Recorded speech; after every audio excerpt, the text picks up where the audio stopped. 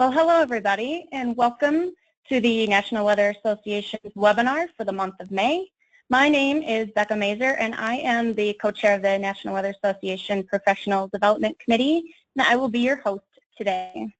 Today's presenters are Todd Lindley and Aaron Anderson, both from the National Weather Service office in Norman, Oklahoma. Todd is the Science and Operations Officer, and Aaron is the Information Technology Officer, both at the Norman office. The title of the talk is Wildfire Detection Notifications for Impact-Based Decision Support Services in Oklahoma using Geostationary Super Rapid Scan Satellite Imagery. If you have any questions for the presenters, please ask on Twitter using the hashtag NWAWebWed, or just share your questions here in GoToMeeting. We will have about 5 to 10 minutes at the end of the presentation to answer your questions.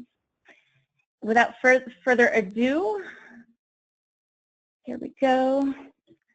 Todd, hopefully you are able to see, take control here and take it away.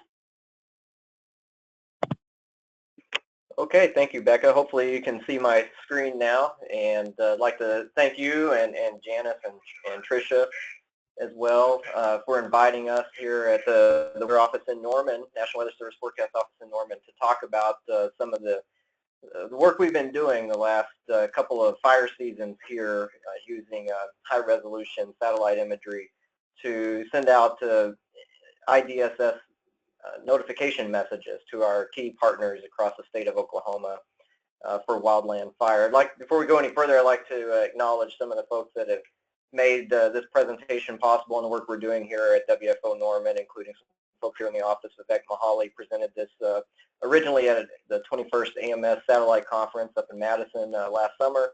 Aaron Anderson here with me presenting today as our ITO and basically is the wizard that made all of this work within AWIPS. And then Mark Goller and Drew Daly at the Oklahoma Forestry Services been key partners, as well as folks at the Oklahoma Department of Emergency Management, Daniel Piltz, Zach Stanford, and then also some contributions from Chad Gravale, who is the GOES-R liaison up at the Operations Proving Ground in Kansas City.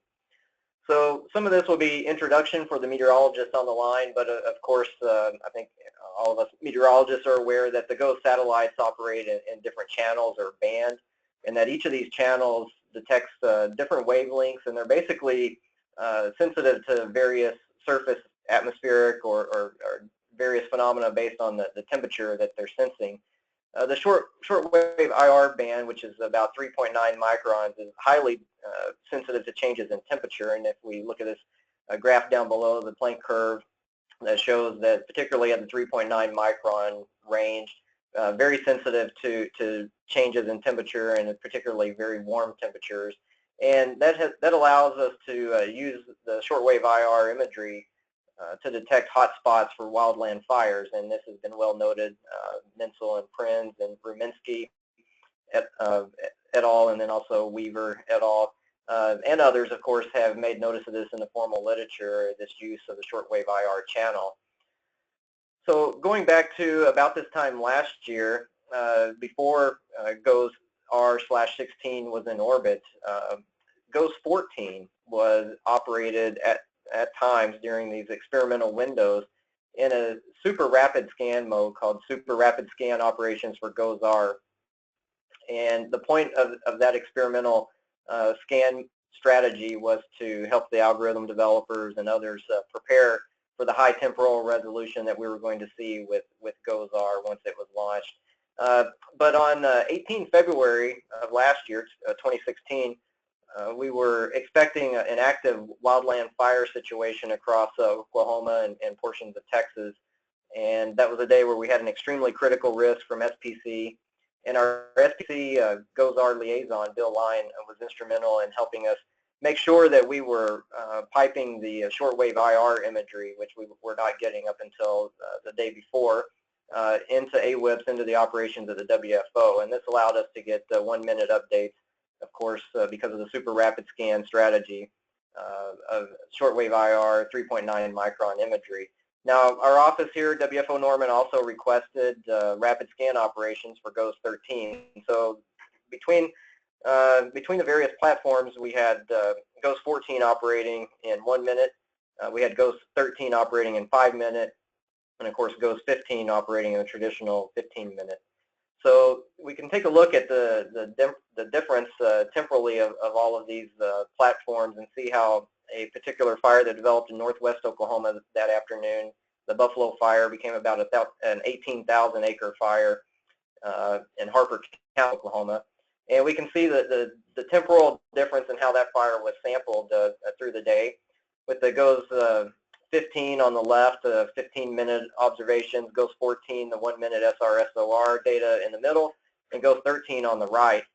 And I think it's important to note the lag in time for the more traditional legacy platforms to be viewed operationally in AWIPS. You can see that there was quite a bit of difference here with the traditional Ghost 15 data. That fire was identified 23 minutes after SRSOR, and also even in rapid scan with Ghost 13 about 8 minutes after we were able to see it operationally with SRSOR. Now fast forward to the current time. Of course, we have Ghost R/16, which was launched on the 19th of November. And what does that provide us? Well, with of course Ghost 16, we have faster temporal updates. On average, kind of standard scanning strategy, you're getting 5-minute versus 15-minute for the legacy Ghost. But we also have access to mesoscale sectors with 1 minute, which is similar to what we were seeing with SRSOR. Of course, not only are you getting much better temporal resolution, but much higher quality spatial resolution as well with Ghost 16. So early on, even back in the experimental windows for SRSOR, we were asking the question, well, how can we utilize at least the faster temporal updates to enhance IDSS for tactical wildland firefighting support? And of course, the SRSOR experimental window gave us an opportunity to test that out during live operations on February 18th. So that day, it had become common practice at a number of WFOs across the Southern Plains to work real closely with our fire partners, particularly state forestry agencies and emergency management partners, to let them know, if we were indicating a hot spot or seeing a wildfire via satellite or radar, or the smoke plume via radar imagery. And this was a highly inconsistent process. It was not part of any operating procedure. It was just kind of a courtesy call that some forecasters would place, particularly if they knew emergency managers in certain areas. But it was not, there was no consistent or procedural practice in place to do this. But on that day, February 18th, we did get a call from Oklahoma State Forestry asking that, given that the amount of activity that was expected that day, if we would go ahead and notify them, give them a call every time we saw a hotspot develop.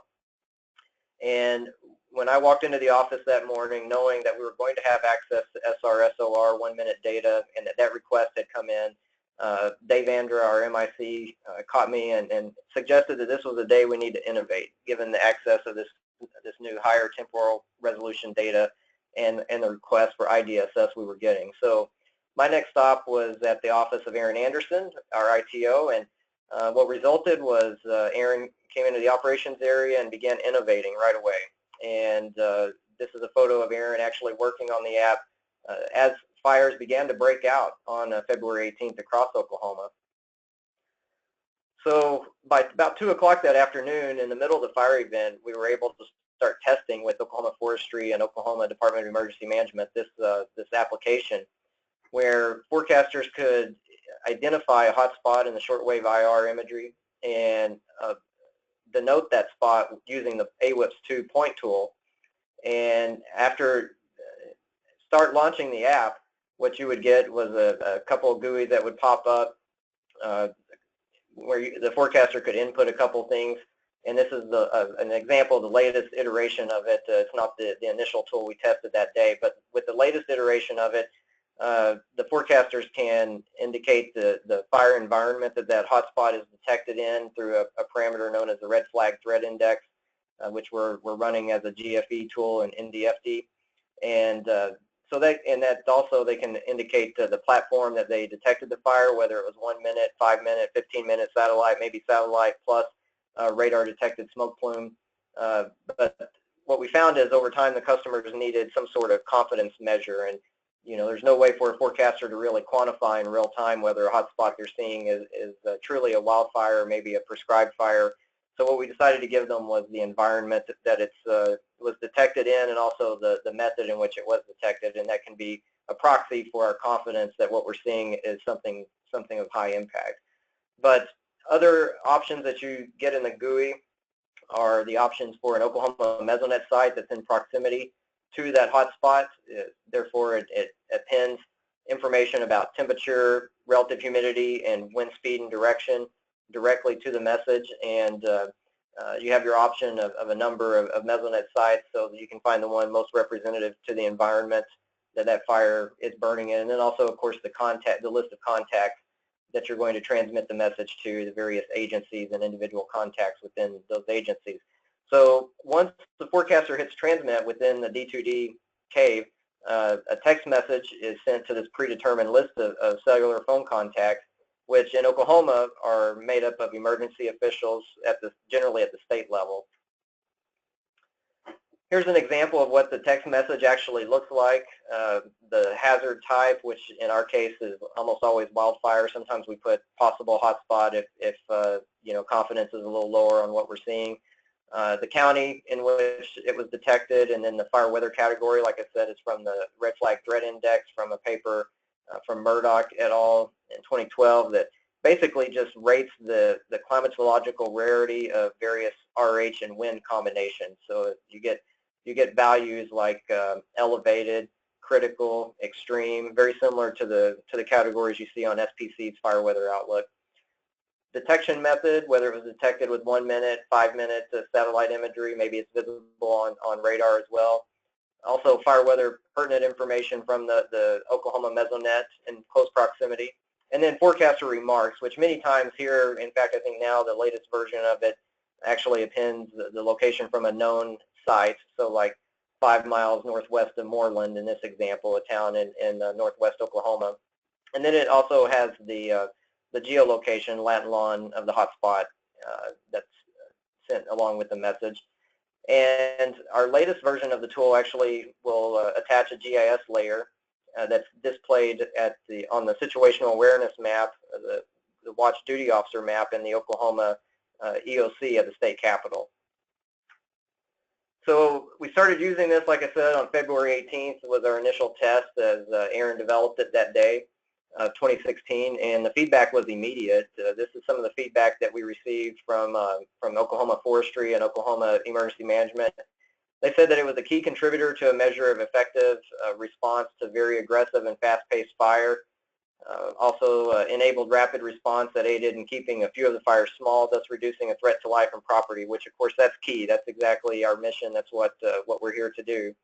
And then also permitted contact with the few fire departments in advance of local 911 calls. And that was a statement that really started getting our attention because it's indicative of our notifications are going out before folks, the general public out in the field is actually placing calls to 911 and triggering a fire department response.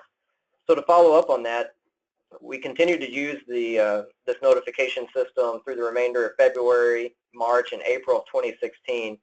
And we didn't have a policy in place here locally on when to use it and when not to use it. It was basically being used at that time on the higher end fire days.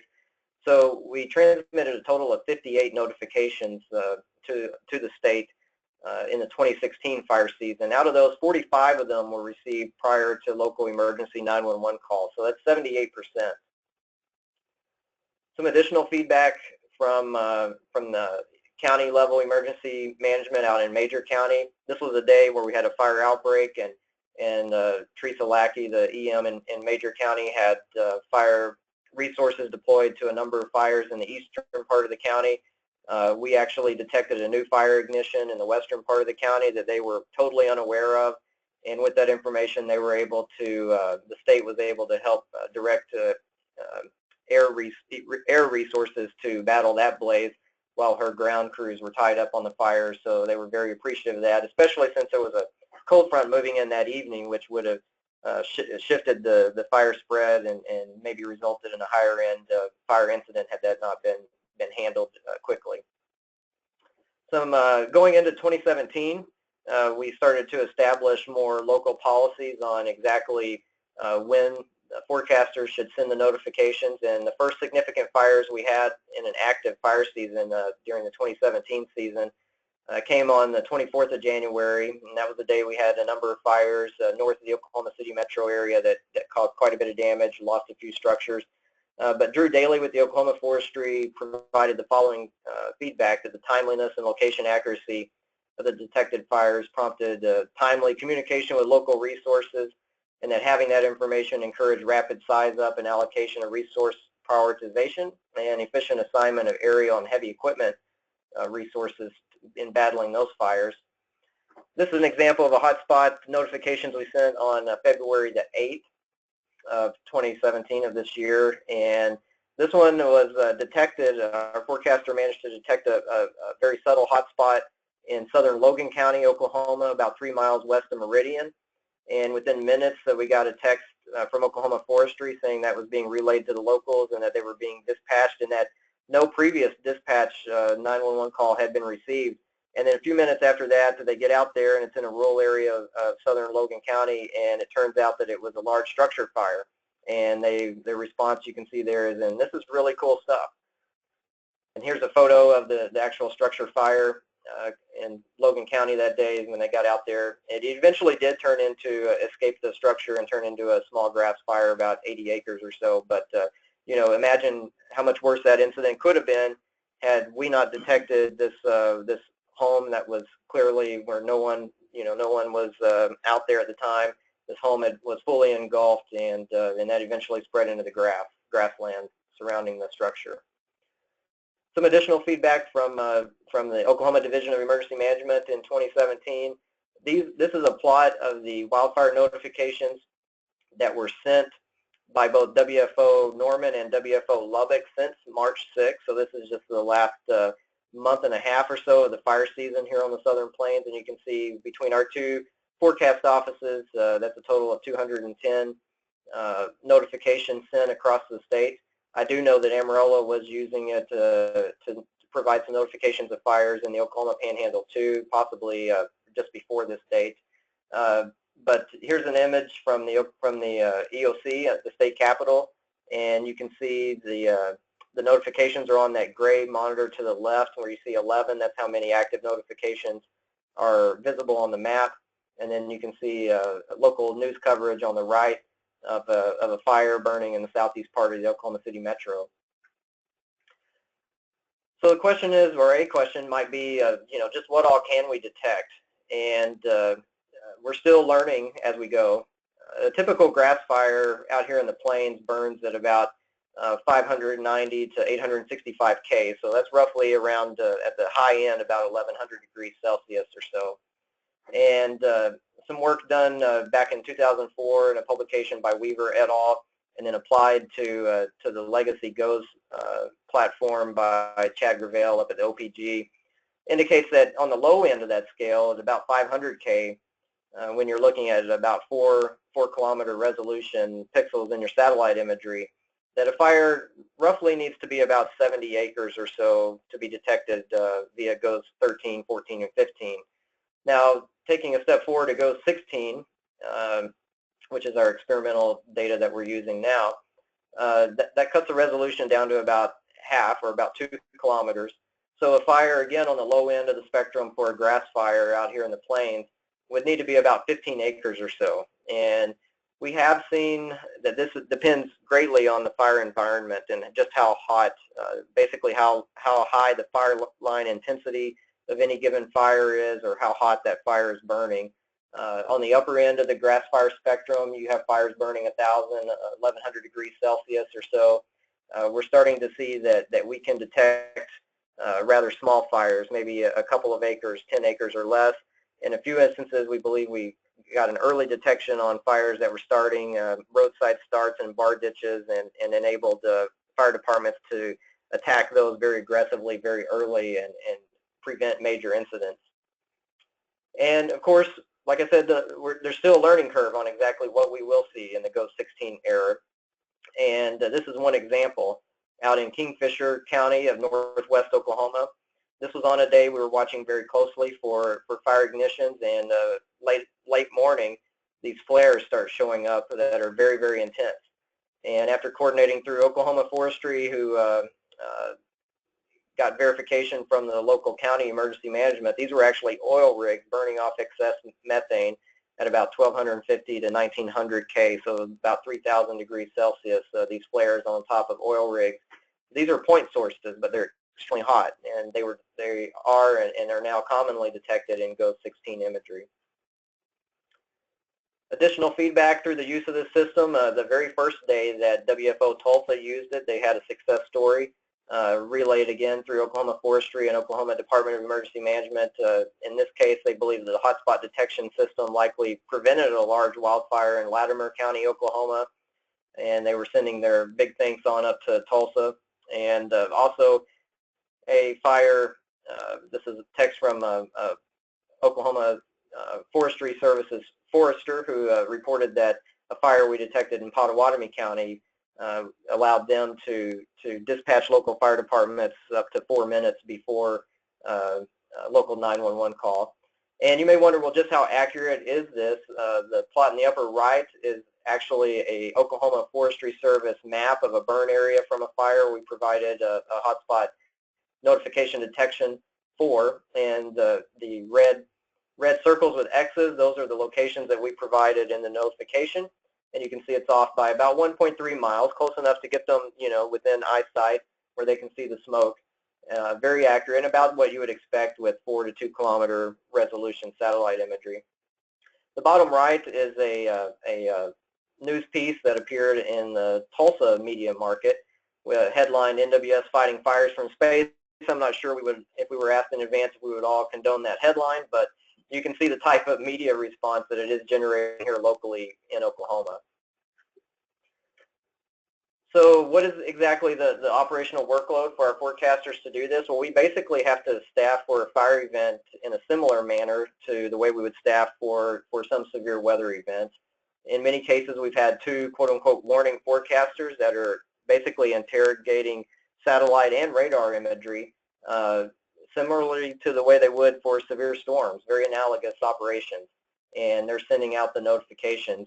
It's also very important to have someone dedicated to making sure that the NDFD forecast grids are very precise. That's because any one of these could result in a spot forecast very quickly. At one point, a previous iteration of the tool actually had a tiny URL that went straight to the hourly planner from NDFD for fire weather parameters. The cellular phone carriers have since nixed that capability from us, but we'll be working to restore that at some point. But when we had that, the essence was you were basically providing weather support before the local emergency managers and fire chiefs knew they had an incident. So that was a very powerful capability, and we continue to work to make sure that the NDFD grids are very precise, because these are undoubtedly going to result in requests for IDSS. One of our forecasters made the comment that they can issue one of these fire notifications faster than they can issue a severe. So I think that speaks highly to the efficient process that Aaron has developed here to allow the forecasters to do these very quickly. And some of the guidance we are providing to our forecasters on when to issue the notifications and when not, that's a big question, because of course about 90 to 95% of all wildland fires is relatively benign and doesn't really pose a threat to life and property. So we're basing it on the environment. If we have an elevated or greater fire weather situation going on, and again, that's quantified by the RFTI, the Red Flag Threat Index. Also, if it's in addition to that, it is not a known prescribed burn, either one that we've been notified of by the state or a BIA or through a spot request. And then also, even for those prescribed burns, we have had cases where we're monitoring a prescribed fire and there's a dramatic increase in the surface brightness detected, or even in the smoke plume via radar, and we went ahead and sent notifications for those abrupt changes to prescribed fire, and we have found that that generally correlates anecdotally to changes in the fire behavior, the fire environment, and possibly the escape of that prescribed fire. So for the 2017 season, with these guidelines in place, here at WFO Norman, we sent 236 notifications just for our CWA. As the previous map showed, they're being sent probably at an equal pace from WFO Tulsa, and also the practice has begun out in Amarillo to send these as well. So there's continuous coverage across the state of Oklahoma. And we're getting many requests to share the application. Again, speaking for Norman, Tulsa, Amarillo, and the Oklahoma offices, it's fairly uniform across the state of Oklahoma. I believe Kansas is going to begin a statewide test of the app here soon with their state forestry. And a number of other WFOs across the country have recently asked for access to the app, including Billings, Rapid City, Cheyenne asked just yesterday, Denver, Marquette, Wilmington, and even Puerto Rico. In summary, this tool that Aaron developed here at WFO Norman in AWIPS does allow us to identify a feature, particularly a hotspot, wildfire hotspot, and send precise geolocation for that feature out to emergency managers via a cellular text message, and straight from AWIPS. So that's you can envision this tool being used for any number of things. In fact, it's very analogous to the tool used for the tornado path damage path as well. But it communicates the geographical location and site-specific weather information for remotely sensed wildfires, the current use of the tool here, and we're having tremendous amount of success with that. I think it's important to point out that this really marks a deviation from the traditional National Weather Service fire weather role. Traditionally, we have issued fire weather watches, red flag warnings, spot forecasts, and especially the fire weather watches and red flag warnings are a very strategic tool.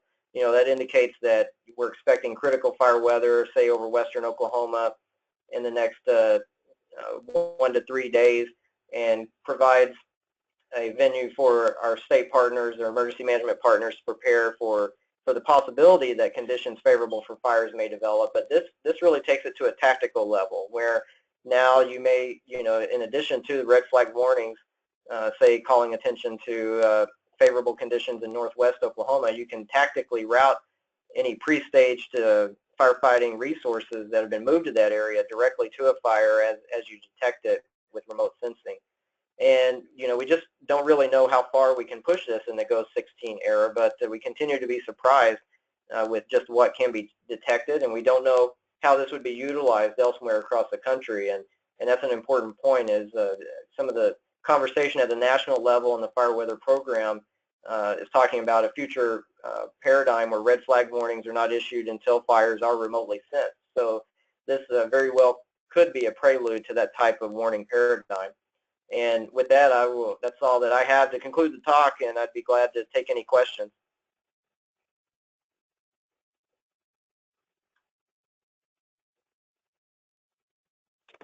Thank you very much for that excellent presentation, Todd. Folks listening in the audience, you can go ahead and ask your questions via the webinar tool. There should be a questions box on your instructions panel, or to go ahead and type in a question, and I'll go ahead and read them. Or you can write on Twitter. You can type to the hashtag NWAWEBWED and ask a question there.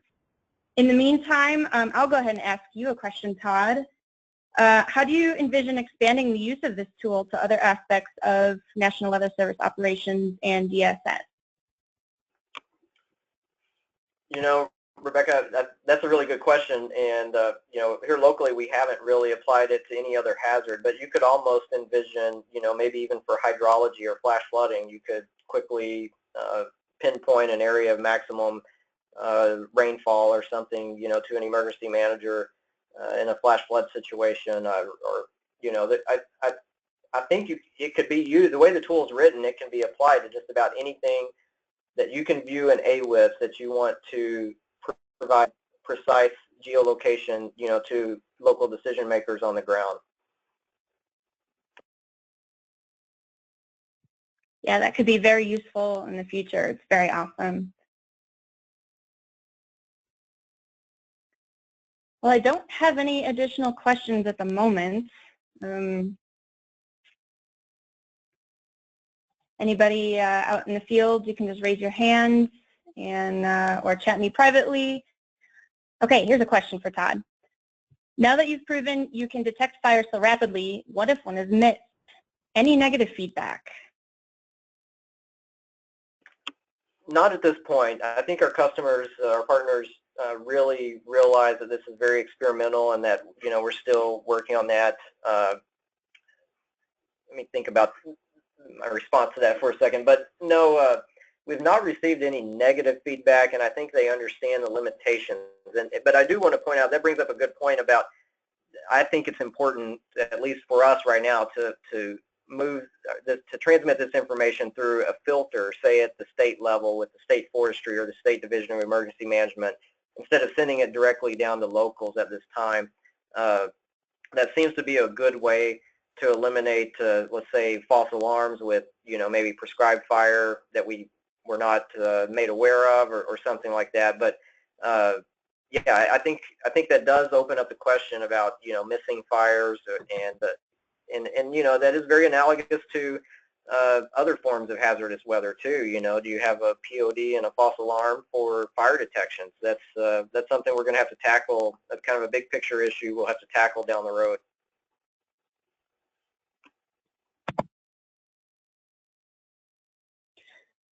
Anybody else with any questions? Go ahead and type them in to Twitter or the questions GUI on the GoToMeeting webinar GUI. Okay, here's a question.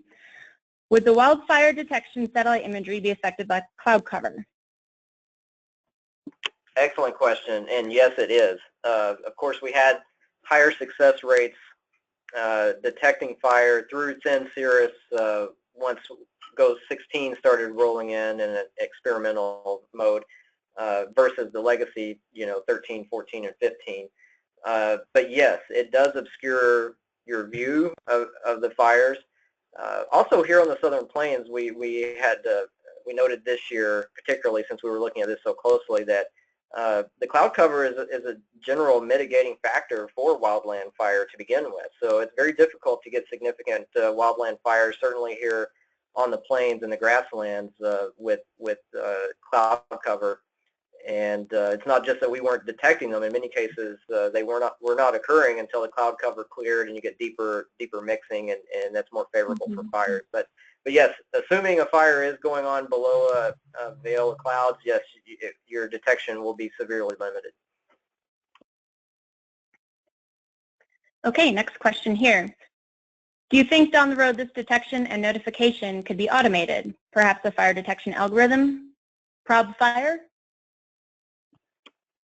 I think you certainly could do that, but at this time I would caution about the use of that. I think it would be very analogous to an automated algorithm, let's say for TVS, tornadic vortex signature.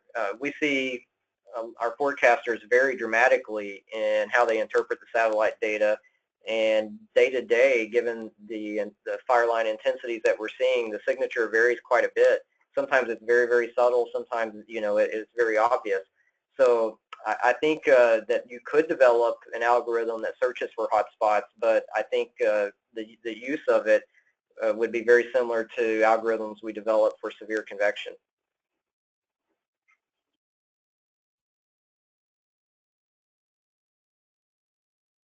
Any additional questions from the attendees?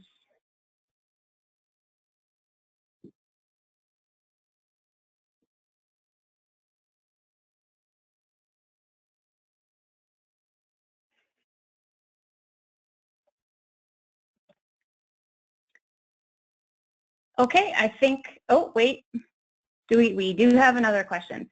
Do you have any specialized RGBs for, I'm guessing, analyzing the satellite imagery to help detect fires?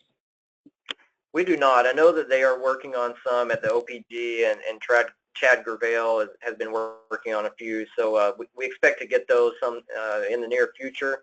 We've experimented with some, but we don't really have any that we think are mature enough to share, that we've had a tremendous and consistent amount of success with. So no, we're looking forward to the ones coming out of the OPG soon. I definitely am excited to see what those RGBs are going to tell us in the future. Yes, for the Sioux who attended the GOES 16 prep course in Kansas City, you got to see one in the OPG that was very impressive. So we're looking forward to seeing that as well in operation. Mm-hmm.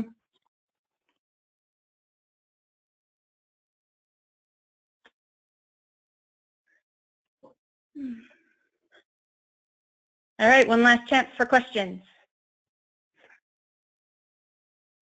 I don't see any additional questions on Twitter or through GoToMeeting. Going once, going twice. Okay, I think that'll be the end of question and answer session.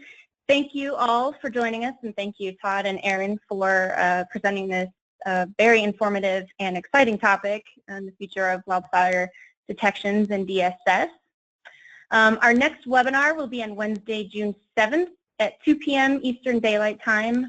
The topic will be about how to apply for a career in the National Weather Service. So again, thank you everybody for attending this webinar. Take care, and we will see you next month. Bye-bye. Bye, thank you. Thank you, Todd.